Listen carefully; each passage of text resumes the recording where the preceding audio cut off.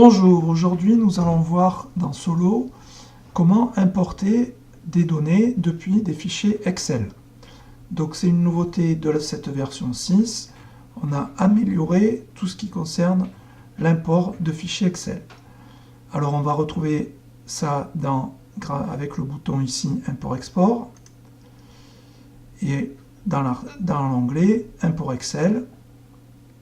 Et ici, c'est ici que ça se passe et qu'on va définir comment on va importer nos fichiers.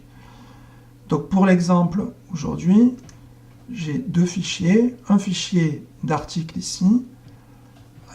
Je vais importer donc ces articles avec leur tarif et la marque et le fournisseur également. Et j'ai également un fichier de contact. C'est des mairies avec des noms, des emails, des adresses, etc.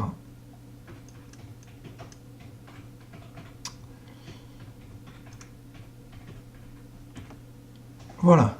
Donc pour commencer, on va utiliser le bouton champ obligatoire qui va nous renseigner tous les champs obligatoires pour le type qu'on a choisi. Donc on peut insérer des contacts, des actions, des articles. En règle générale, on va n'insérer qu'un à la fois. On va avoir soit un fichier d'action, soit un fichier d'article, soit un fichier de contact. Aujourd'hui, on verra juste les articles et les contacts. Donc, ce qui m'intéresse dans un premier temps, c'est les articles. Donc, je vais cliquer sur champ obligatoire. Je ne veux pas ajouter les champs de contact. Je veux ajouter les champs d'articles et je ne veux pas ajouter les champs d'action. Je me retrouve ici avec mes champs qui sont obligatoires. À partir de là, je vais pouvoir rajouter d'autres champs. Déjà, on va définir si ces champs-là sont correctement définis, ce qui n'est pas le cas pour le code article, puisque moi, dans mon fichier, le code article, il est dans la colonne A.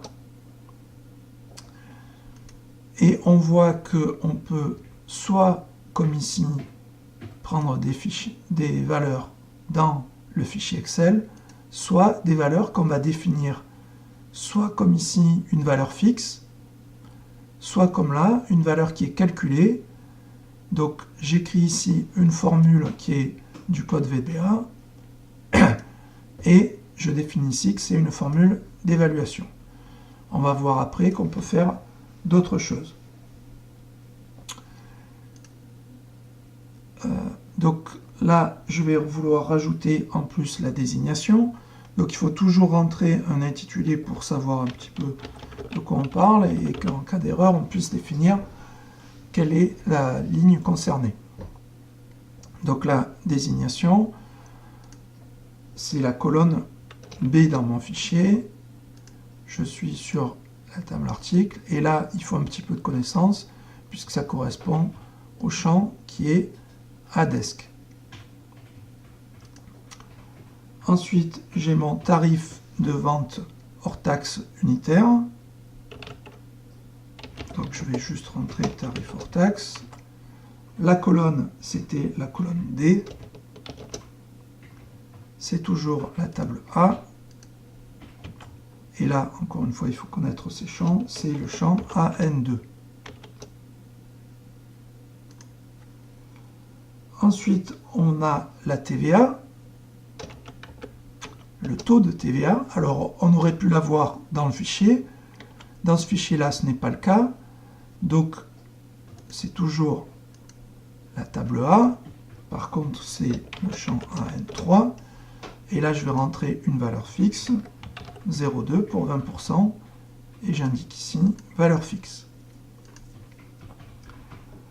Ensuite, mon tarif de vente TTC unitaire. Donc, je rentre tarif TTC. J'aurais pu l'avoir dans mon tableau Excel, j'aurais pu le faire calculer dans le tableau Excel, mais là, c'est pas la peine, puisque je peux le calculer directement ici, et donc c'est toujours la colonne A, la table A, le champ AN4, et là, je vais indiquer que c'est mon tarif hors taxe, donc la colonne D, je la mets entre accolades, ma colonne, pour indiquer que c'est une colonne, Et ensuite, je fais mon calcul. Donc, je multiplie par 1,2 pour pour appliquer 20% de TVA supplémentaire. Et je vais indiquer que c'est une formule à évaluer. Je pourrais faire des remplacements également. Et je peux faire un remplacement et une évaluation. Ce qui est le cas ici, puisque je vais remplacer mon D et je vais faire une évaluation puisque j'ai un calcul dedans. Voilà. Ensuite, j'ai la marque. C'est la colonne G. Toujours ma table A. Et là, il faut le savoir aussi, c'est dans AT3 qu'on met la marque. Ensuite, on a notre fournisseur. C'est la colonne H. On est toujours sur les articles. Et là, c'est ACT, le contact associé. Et je vais également créer un dossier. Alors, j'aurais pu mettre ce que je voulais comme dossier. Là, je crée un dossier sur mes articles, c'est la marque. Donc, je reprends la colonne G et A. Voilà, j'ai fini. Ici, j'ai oublié de rentrer. Donc, là, c'est le champ ADOS. Voilà, donc j'ai fini ici d'assigner toutes mes colonnes et mes champs et définir donc tout ce que je voulais définir pour mes articles. Donc je pourrais directement exécuter ça, mais ce qui est intéressant, c'est de sauvegarder ça pour pouvoir le refaire plus tard. Si j'ai de nouveau le même fichier qu'on me renvoie un peu plus tard, je peux recommencer. Donc pour faire ça, je vais exporter les assignations. Quand j'exporte, j'ai un fichier qui est proposé par défaut, qui est celui que j'avais utilisé la dernière fois, et où je peux faire directement exporter, ou alors ici, je peux définir un autre fichier, et donc je vais par exemple dire que c'est un import Excel. Donc là, j'en ai déjà qui sont définis. Donc je vais reprendre celui-là, et par exemple, on va dire que c'est le 2, pour ne pas écraser celui qui existe déjà. Ça s'est bien passé, tout va bien. Alors ensuite, il faut aller chercher le fichier Excel. Donc ça, c'est sauvegardé, c'est bien. Je vais pouvoir le réutiliser plus tard. Mon fichier Excel, il est là. C'est mes tarifs Piaggio. Et ici, il faut que j'indique le nombre de lignes à sauter. Si je regarde dans mon fichier, c'est pas celui-ci, c'est celui-là. Je regarde, j'ai une première ligne, une deuxième ligne, une troisième ligne, une quatrième ligne, et je commence avec mes données qu'à la ligne 5. Donc j'ai 4 lignes qui ne me servent pas au début de fichier. Donc je vais indiquer ici que j'ai 4 lignes à sauter. Et donc ça, c'est bon, c'est terminé. Tout ce paramétrage-là, je peux le sauvegarder en cliquant ici sur paramétrage, et je vais dire que je veux sauver le paramétrage de l'écran précédent dans la ligne courante qui est celle-ci. Je vais lui rajouter un nom.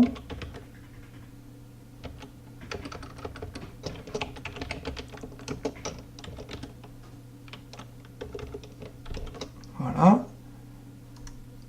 Et l'intérêt de ça, c'est que maintenant, si je ferme et que je reviens un petit peu plus tard, je reviens sur mon import Excel, c'est tout vide. Mais quand je viens sur le paramétrage, je double-clique ou je clique sur ce bouton-là, et hop, je retrouve tout ce que j'avais fait précédemment. C'est ça l'intérêt, et de pouvoir donc ensuite très facilement, avec un clic, réimporter de nouveau. Mais en fait, avant d'importer, on va vérifier que le fichier soit cohérent. Je clique ici, et donc j'ai des erreurs qui arrivent. c'est des contacts qui n'ont pas été définis, puisque je vais importer des contacts. Donc je vais arrêter, parce que ça va arriver. Je vais avoir la même chose sur toutes mes lignes. Je vais créer mes contacts. Il faut également définir, donc là, le dossier. Le dossier n'est pas connu. Et donc si je continuais, pour chaque ligne, il va me sortir une erreur. Donc j'arrête et je vais créer mon dossier.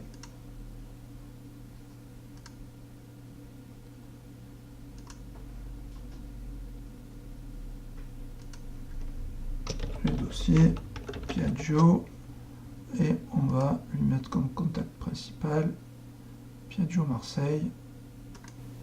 Voilà, là j'ai défini tous mes contacts et mon dossier. Donc si je lance ma vérification, là on voit ici, et donc les 510 lignes se sont bien passées. Un autre type de vérification qu'on peut avoir, c'est si, par exemple,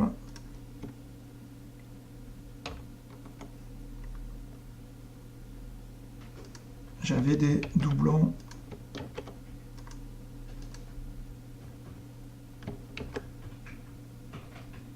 de lignes. Là, j'ai deux fois le même code, donc ça ne peut pas arriver. Donc c'est tout l'intérêt ici de la vérification, de vérifier qu'on n'a pas de doublon de code. Donc là, tout le fichier est parcouru. Et là, on a des doublons, et donc on voit que on a le code ici, 49, 74, 64, qui est dans deux lignes, la ligne 509, la ligne 510. Et donc ensuite, il suffit d'aller corriger le fichier.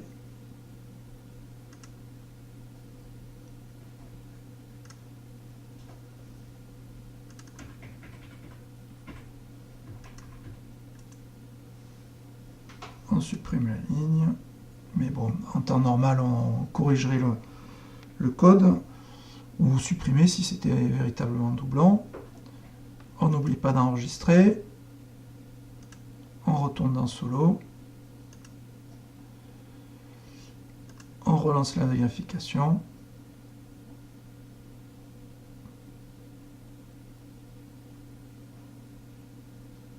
La vérification s'est bien passée. Je peux lancer mon import. Donc de nouveau là, on peut voir la progression ici. L'import des données. Alors là, j'ai 510 lignes, c'est un petit peu long. Plus vous avez de lignes, plus c'est long parce qu'il y a des vérifications à faire, etc. Mais bon, c'est pas grave, vous pouvez le lancer et faire autre chose pendant ce temps-là. Ce qui est intéressant, comme je disais, c'est que si un petit peu plus tard, on vous renvoie les nouveaux tarifs, eh bien, vous revenez ici sur l'import-export, vous avez recopié votre fichier au même endroit, vous allez dans Paramétrage, double-clic, hop, vous retrouvez votre paramétrage et vous refaites un import. Si le fichier est à un endroit différent, vous allez prendre à quel endroit est le nouveau fichier. Mais si vous le remettez au même endroit, bon là du coup je l'ai perdu. Si vous le remettez au même endroit, vous faites une vérification, toujours faire une vérification avant de faire l'import.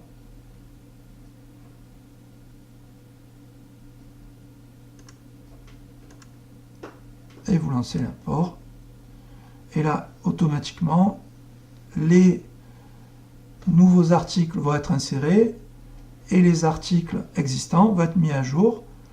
Donc, avec, pour ce code-là, article, on va mettre à jour le type, l'utilisateur, la date, la désignation, tout ça va être mis à jour. D'après ce qu'il y a dans le fichier et d'après les valeurs qui sont indiquées ici. Voilà, c'est tout pour les articles. Ensuite, on va voir comment on fait pour les contacts.